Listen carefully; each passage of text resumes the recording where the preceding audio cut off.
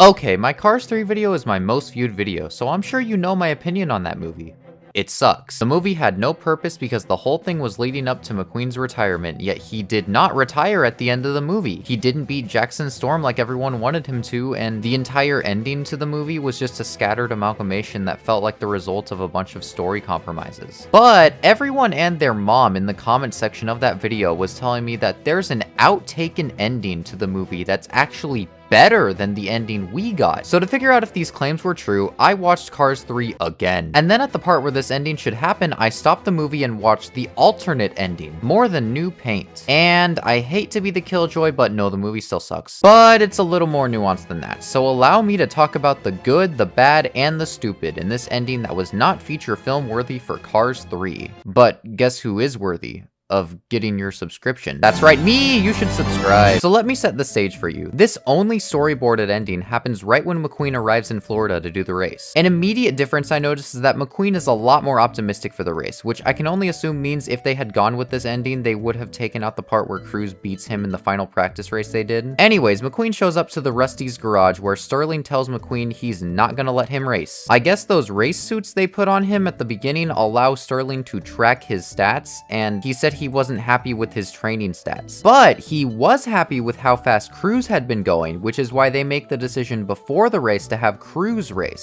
So a few things here. One, I do think this is a better ending for Cruz. I like that McQueen gives her encouragement to do the race, even if it is at the expense of him. I think I would have liked it better if McQueen were the one to come to this conclusion, because by having it forced onto McQueen, it doesn't feel like McQueen had any authentic growth. I would rather have had McQueen show up to the garage really depressed and unconfident and tell Sterling that he thinks Cruz should race. By simply doing that, this awful movie would have turned into a pretty decent movie. But other than that, McQueen retires and Cruz races, which means this is a better ending. Wait, hold up, there's more. After the crowd finds out McQueen won't be racing and everyone starts chanting for McQueen, Tex from Dynaco swoops in and lets him race under Dynaco. This in and of itself confuses me because he's still signed under Rusty's and is prepared for retirement with Rusty's, so I don't even think this would be allowed. And it also just doesn't make sense from Tex's point of view either, since Sterling just dropped him for being too slow, so why would he want him to race? By throwing him and Cruz into the race together, they're simply making this ending just as awkward as McQueen tag teaming Cruz during the race. Also, if this happens, then like, who wins the race? Because if Cruz wins, then that undermines the point of McQueen's arc, and if McQueen wins, then that undermines the point of Cruz's arc. It's kind of clear that the writers were really scrambling with this part of the movie because they clearly wanted both of them to race. The ending we got in the movie was most likely a compromise between wanting to focus on Cruz and a focus on McQueen. To be quite honest, I would just prefer the ending that we got, but change one major thing.